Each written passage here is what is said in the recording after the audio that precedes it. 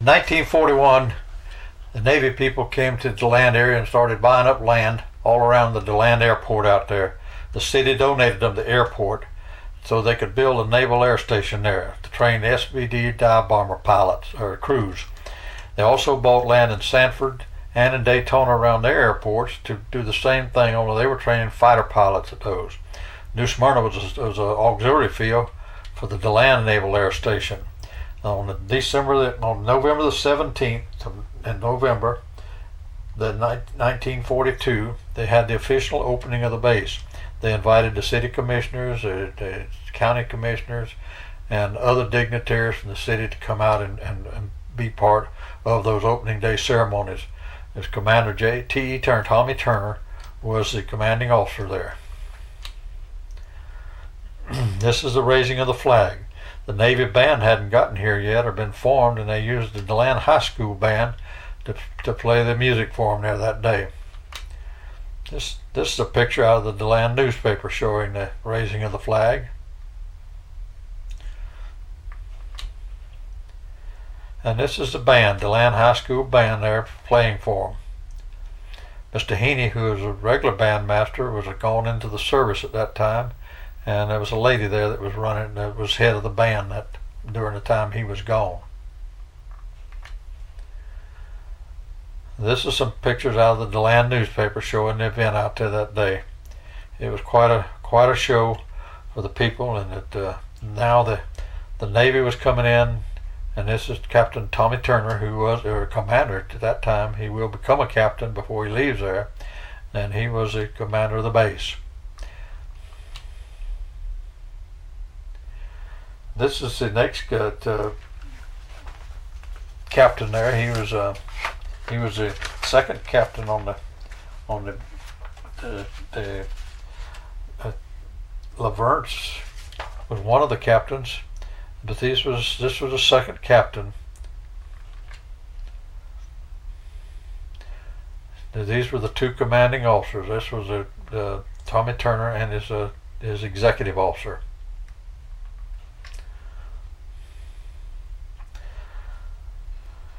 This was another commander of the base at one time. That Commander Hodgkins was there as the commander at one time after the other two left and moved on into sea duty. Most of those captains, after they left there, went to sea on the carriers. And Laverance was the last one there, and he was the one that most people knew because he was there quite some time until the end of the war.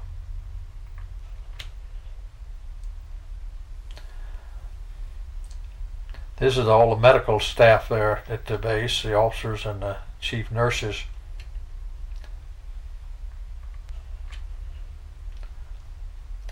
The only one main gate was open. Now, this was the gate out on the Daytona Road. It was just being completed because when the base come there, they took over the Daytona Road. It became part of the base.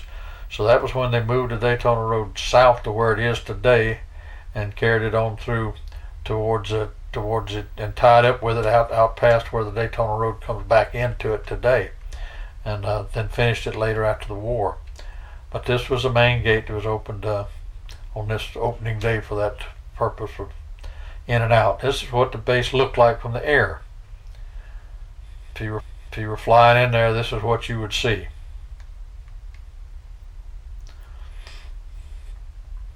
Say some of these runways have been closed today because they didn't have to see the need for the ones that all the runways were out there when the city took over.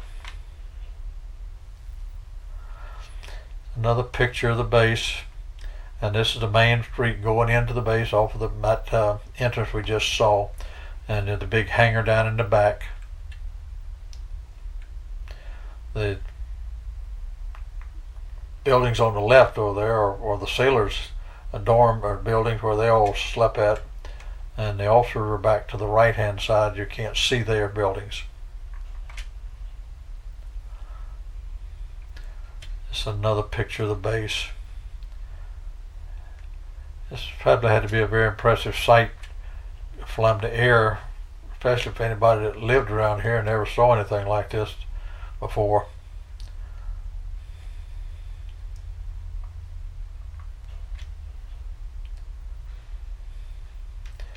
These are just different pictures of the base at different times. They're not all taken at the same time, as you can tell.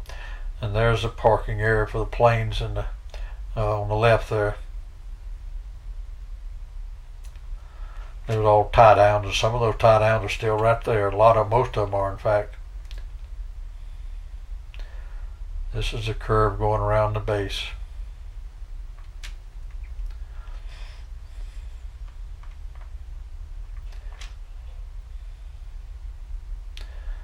Here's another picture of the base.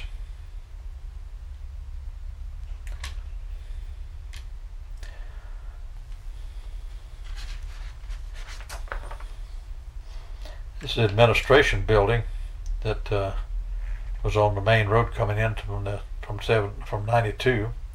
It's on the right hand side.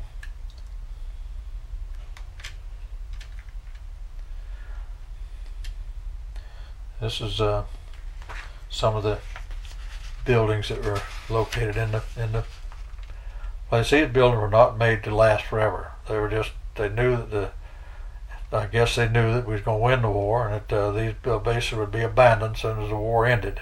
So these buildings were not made to last forever. They were not bricked or anything like some of the places, because this was not to be a permanent Navy base here.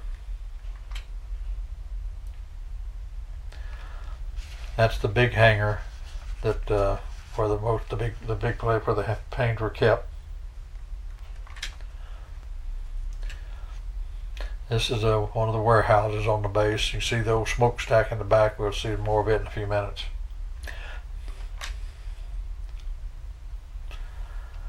This is a CPO, Chief Petty Officers Club, on the base. This is one of the original houses that was out there. Like I say, there's only one of them left. We'll see it in a minute. This is another one of the little houses that was left over from the civilian population. It had some purpose they used it for, or they wouldn't have kept it. This is the radio shacks where all the radio transmission was made, and the pilots that were training their communications back port to the base came through here.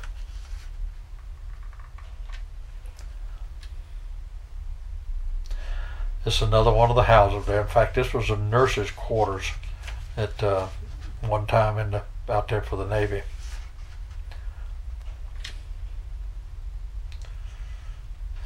This is the commander's the base's home. It was built for that purpose out behind the bachelor's BOQs, and this is where Mr. Turner stayed at originally. He was the first one there, and his exec was the next building down. There was two of the houses built, one for the commanding officer and one for the executive officer.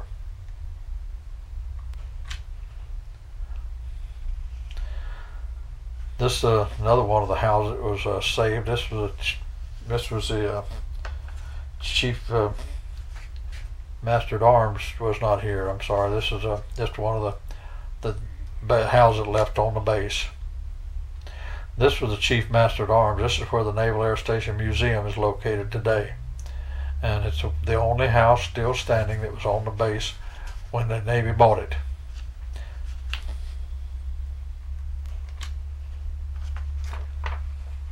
This is another closer up picture of it. Looks just like it did today, just like it did when the Navy was there.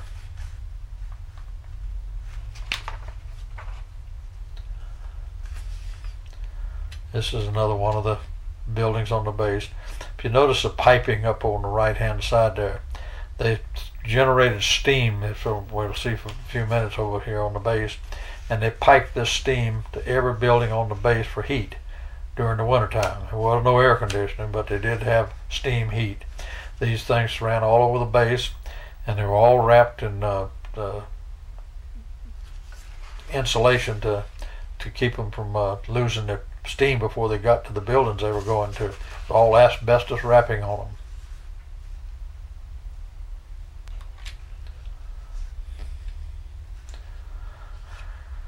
This was the incinerator we saw in the previous film that was there, and this is where the Navy disposed of all their trash and garbage. They burned it. Right back on the left-hand side of this thing, and towards the back was where a lot of the other planes and parts and stuff that didn't burn or wouldn't burn were dumped. And a few of the artifacts have been recovered from there, such as machine gun barrels and things like that. It's another picture of the incinerator.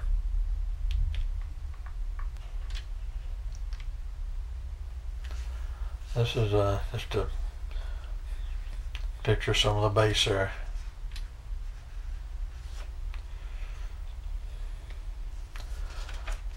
This is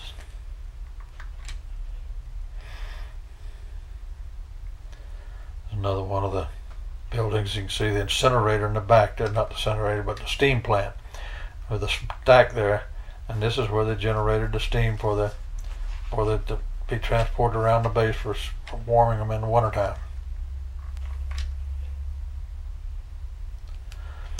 This is the Naval Air Station Hospital. After the war in '46, the city of DeLand Memorial Hospital moved out here because it was much better equipped than the old hospital up there on Stone Street. And this would remain the hospital for the people of DeLand up until Fish Hospital was built on the hill where the College Arms Hotel was torn down.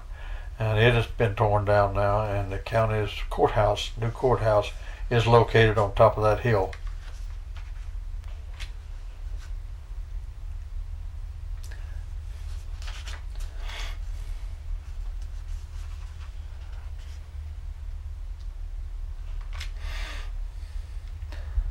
Just another picture of the building where they manufactured the steam and the smokestack.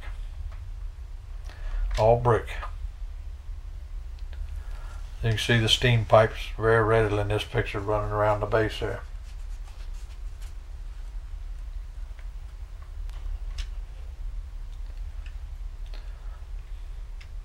This is one of the warehouses.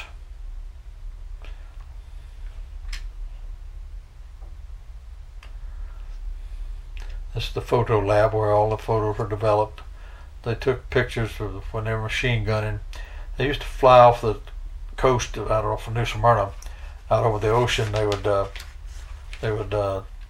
take a lot of the pictures of the men when they were machine gunning the sleeve they were towing, so they could tell what they were doing.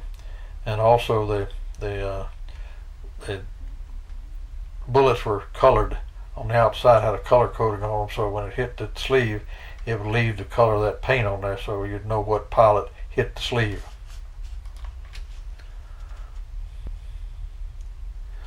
This is some of the buildings there at the base. This is some of the sailors' quarters, the enlisted men's quarters. This is the people in the fire station there. The city of DeLand used that fire station for quite a few years out there until they built a new fire station. And this again is the administration building.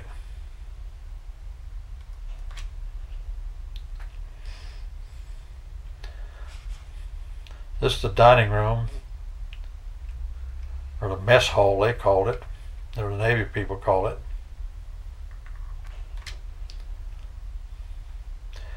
Again, this is the mess hall, and also it's subsistence, because the men that lived off base who were married and lived off base, their wives or them and one could come here and buy food at much cheaper than they could buy it uptown.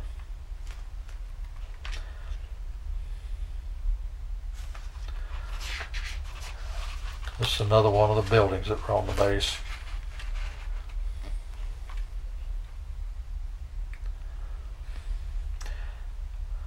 This is there's a meat cutter come there, and he's showing the people in the base there how to get the best cuts out of a piece of beef, and to make it go further and be more tastier.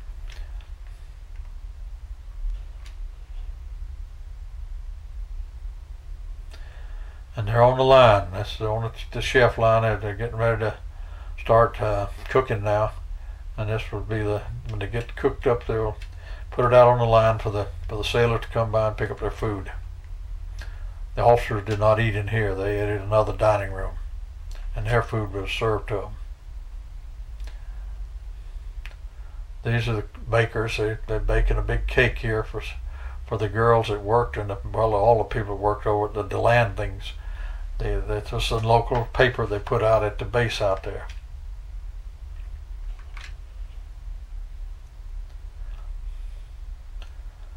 This is the cook's quarters. They slept in a different building than everybody else because they had such unusual hours to work. It's because if they had flights going out at night and were coming in and all, they had to have a cook over there to fix food for them. So they had a quarters all of their own.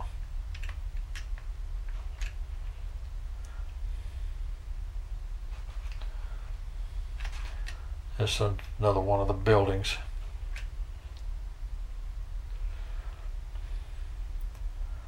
This is another picture of the administration building.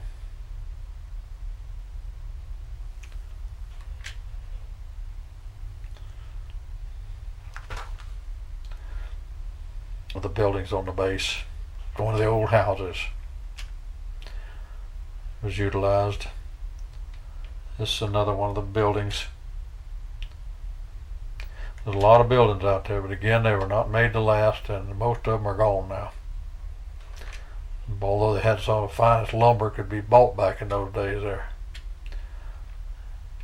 This is one of the warehouses.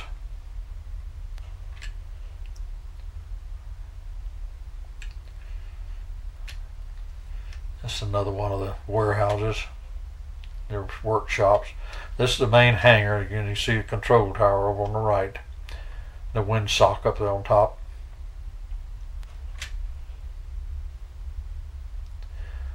This is the sailor standing out in front of the open. You can see the big hangar went right through. The doors opened up so planes could go right through it.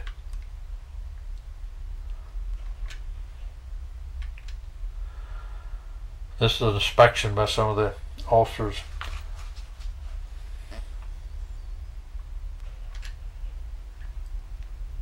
This is an ammo bunkers out on the northwest side of the airport.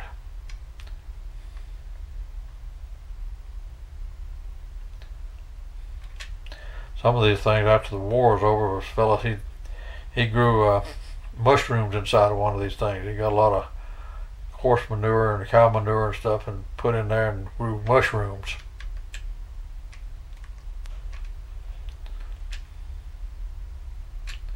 This again is the fire department people.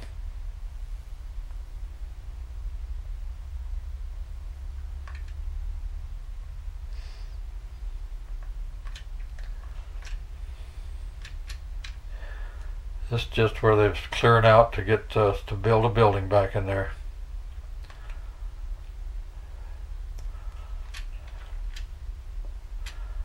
This is just one of the utility trucks there. A lot of this equipment, when the war ended, was dumped in a hole back there and covered up.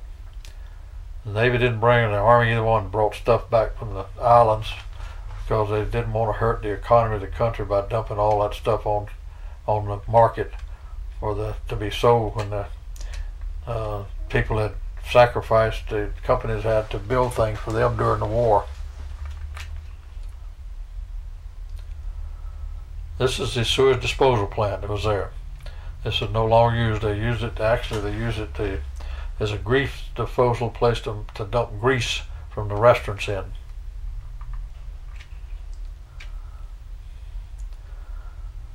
This is the flight headquarters out here. This is where all the flight instructions went out from.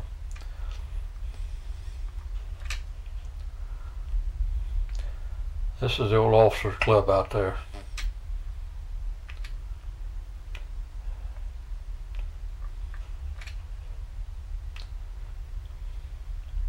This was the theater and the basketball court, and it will have other things in there for the recreation for the troops.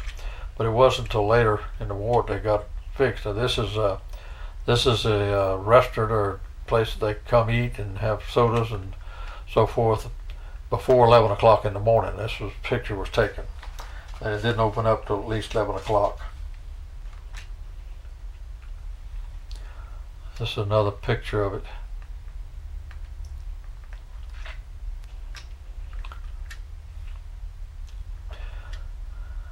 no shortage of cigarettes out there, and they intended to keep it that way too, that there would never be a shortage of cigarettes for the men out there. You can see there's a guard standing over there. He stays in there all the time with those cigarettes. This was there he is right there, holding a pack of this. He got a cat sitting up there with him. I guess the cat kept the mice out of there.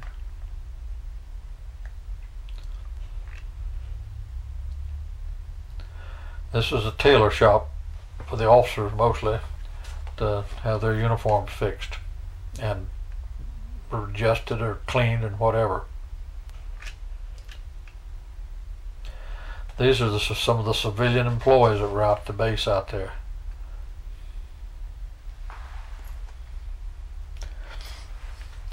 A lot of local girls worked out there, and women. They worked at the base out there. This is some more of the civilian employees.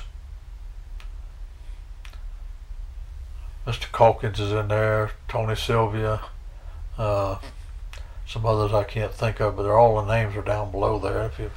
If you have any desire to know who they are, if you can't read this, come by the DeLand house. We'll tell you who they are.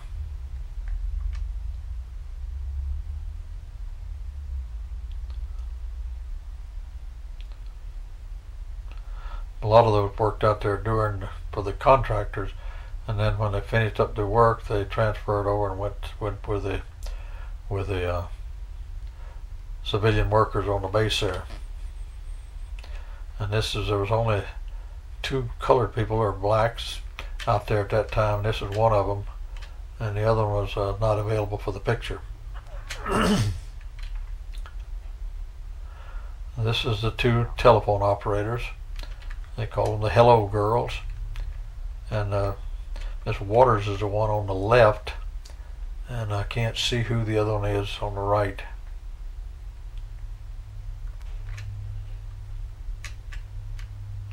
And this is their switchboard.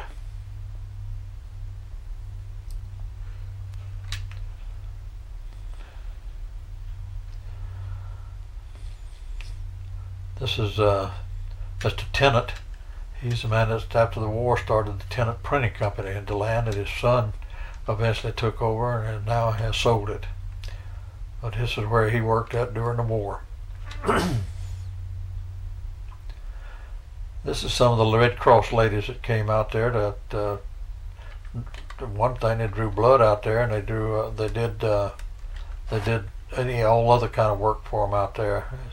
As when they had any kind of emergencies, they were there to supply coffee and do the things that the Red Cross is famous for doing.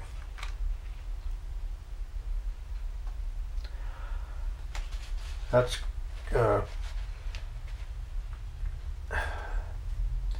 Commander Hodkins and Captain LaBernt's there, that he's pinning the medal on him.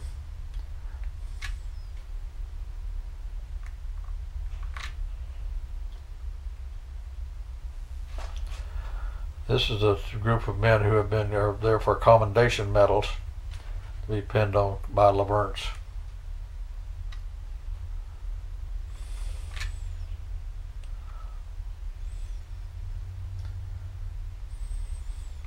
LaBernt's awarding another medal.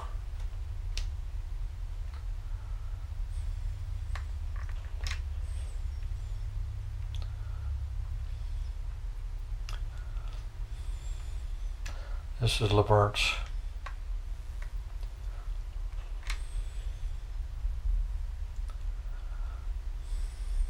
These fellows here that have been given a commendation also, and they're all 3 captains.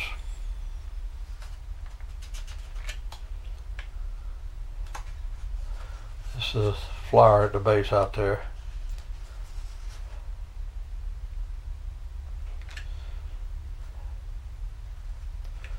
This is another flyer.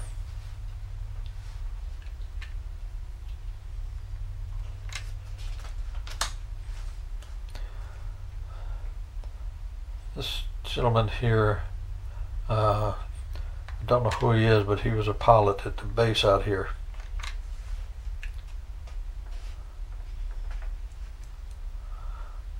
burns. I think he was awarding this fellow the medal too. A lot of these men had been in action in the Pacific and had made enough flights that they got to come back, and they were training pilots and men here instead of staying out there for so long. But they would rotate them around and bring them back on the base, and then sometimes they go back out to the fleet again. On the right hand side of this picture is Virgil Van Landingham, who most of you know as he's owns a shop, fire extinguisher shop, and he's also retired from the DeLand Fire Department, and he is one of the men receiving a commendation in this picture.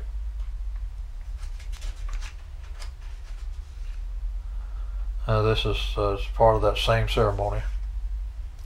It's Virgil at the far end.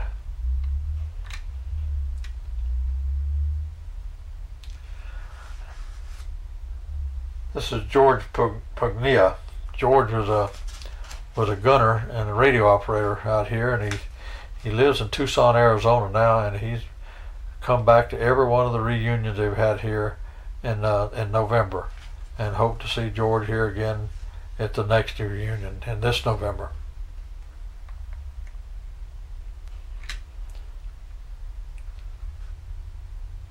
There he is again.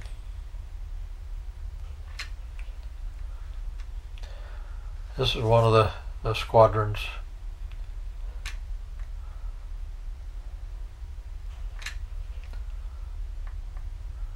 Another one. Let's see some of the waves in this picture on the left bottom row. These are base personnel. And this is where they published a little newspaper called the Landings. It's a combination of DeLand and Landings.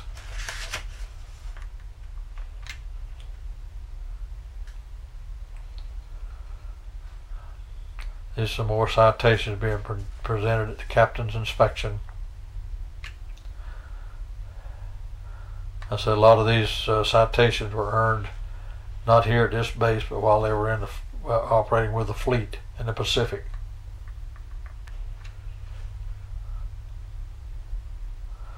Payday. Sure look forward to payday. If you was just a seaman, you drew a maximum of $51 a month, but you got fed, clothes furnished to you, place to sleep, medical attention, so you had $51 to spend in the city, taking a girl to a movie or wherever you would go to the bowling alley. There wasn't much place to go in DeLand back then, so you didn't have really a lot of stuff to spend your money on. And then of course they wanted you to buy a bond with it, as much of it as you didn't want to spend. And this was always right after payday, they wanted to start selling bonds to help win the war. There's 5 more officers receiving citations.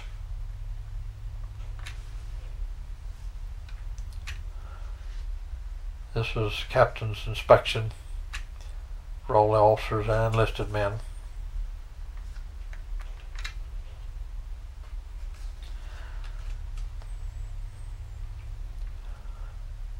These are the parachute riggers, and they were promised you that if your chute didn't work, to bring it back in, they'd give you another one. Some of these men left and went over to the Pacific and rigged parachutes over there, and some of them were stationed on an island, didn't have an airplane on it, so they didn't make many parachutes because there wasn't nobody flying out of there. But they stayed there a good long time.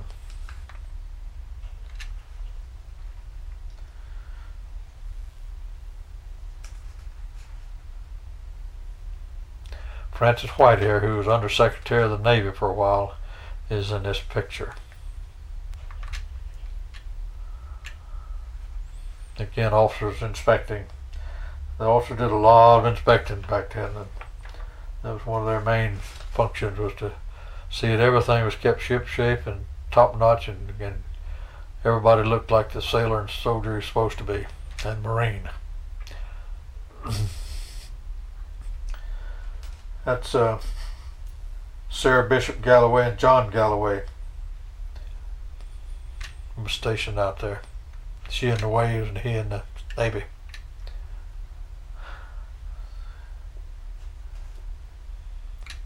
This is the mess hall area again.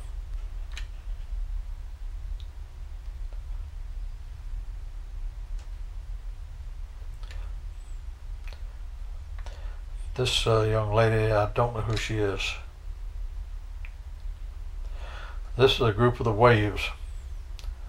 They did a lot of the secretarial work and the communication work and the other things that they could take away from the men, so that the men could do try to do the fighting that was going to need to be done.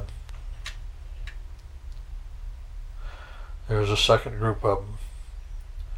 We've had a couple of them that have come back to the reunions here, but that's about all. Just I think there's been 2 of them come back here.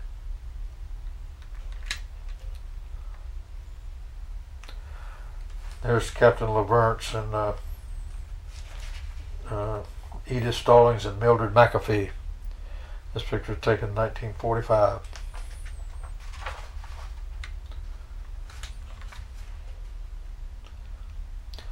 They're lining up for their target for tonight. I don't know whether the men on the other end down there they're pointing at or what, but these girls, this was part of their exercise program, was to go out and shoot those bows and arrows. They may have been shooting at Cupid's heart. And this is a Waves softball team.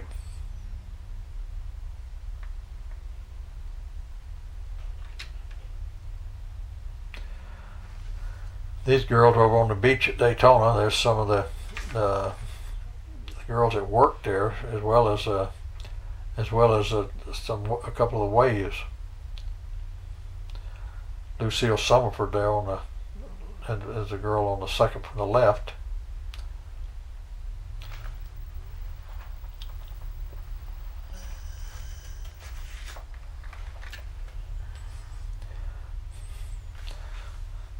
This is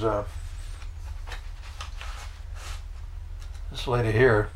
She left the Waves and went down to Miami and was discharged and came back up here and went to work in her same job that she had had while she was working here on the base as a Wave.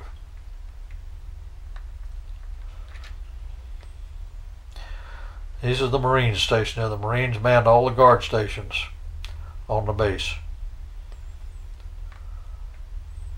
The gates and all was there. Then they patrol the fences with dogs. This is a picture out of the landings showing the Marines there, and they're all their names.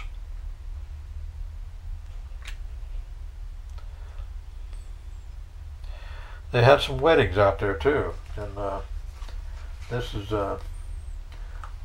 Randy Williams and Wilson and Margie Folsom wedding, and the girl at the left is Margaret Lane, and the boy at the right was Miles Spooner. He was on the Indianapolis when it was sunk during the war, and he made it back. He was one of the few that survived that destruction of that ship.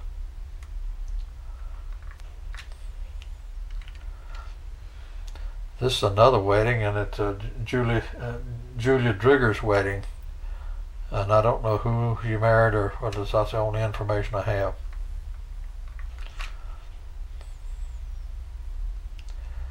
And this was from Carol Green, whose mother and daddy owned Green's Dairy when he was married at the base.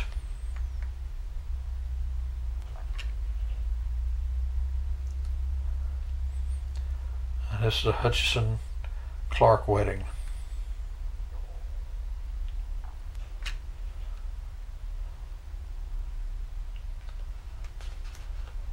And this is Lieutenant Miriam Sanders and Lieutenant Chapman, who were married in DeLand in 1945.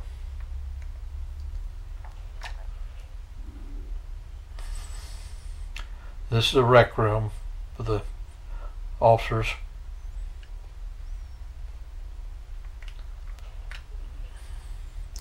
And this is the new bowling alley Up to this time, if you wanted to bowl, you went to the bowling alley side of the Athens Theater. But they finally put one in out there at the base.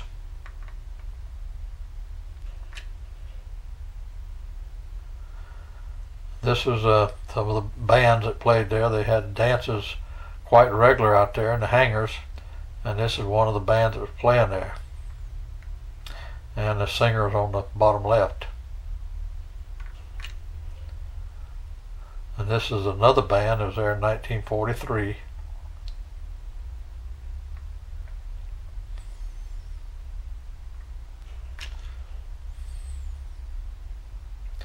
And this is the chaperones for the dance. They always had to have chaperones at the dances. And the names of these ladies are, and the gentlemen too, are listed at the bottom here. Mrs.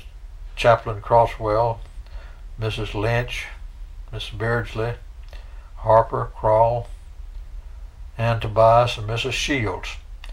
October 1945. I don't know why they wouldn't trust these young people, but they had to have them. They had to have chaperones. And there they are jitterbugging out there. They loved to jitterbug back during the war years. And they had a jitterbug contest, and here are the winners. Babe Hendrickson was a lady on the left. She was and Mrs. Lynch was a director of the club downtown, and on the right is the young man that was dancing with Babe Hankinson, or Otis Coleman.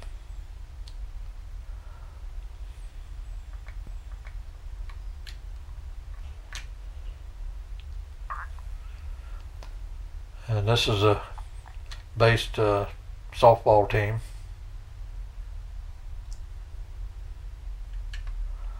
They played Sanford and Daytona airports.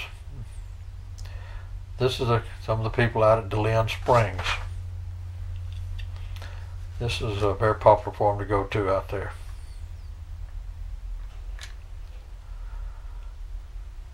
But most of them went to Birch Park, and as you come in from the springs there and come down where you make the hard right, and that corner was a baseball field for many years, and the Navy used it quite a bit when they'd have their beer busts out there. They'd go out there pretty regular on the beer bust, and you see them with coat and a keg of beer there, and the girls up on the old truck, and they would go out there and have fish fries and barbecues, and the cooks and bakers would come out there and fix the food for them.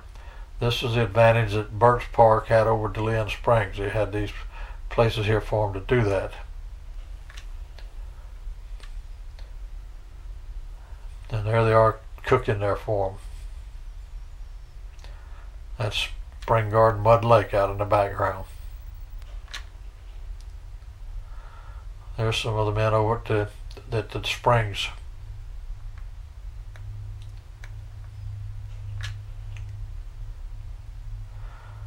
If you think just a minute, you can think where this sailor's standing hitchhiking at.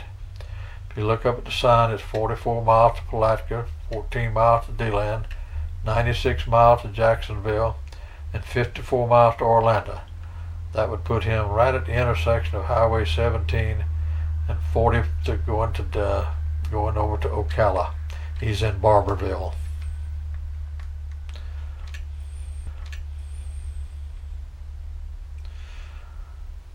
This is a group of sailors not a group of sailors. George Pugnia made friends with the Peterson family up in Pearson, and George would visit them quite often. And every time he comes to DeLand, he goes up and sees them. Now the little boy sitting on the lady's lap is Danny Peterson, and a local attorney, and a very good friend of George's, who is standing there on the right. And this will wind up this section, and we'll have two more sessions of the Naval Air Station coming out, so there'll be a total of 4 of them.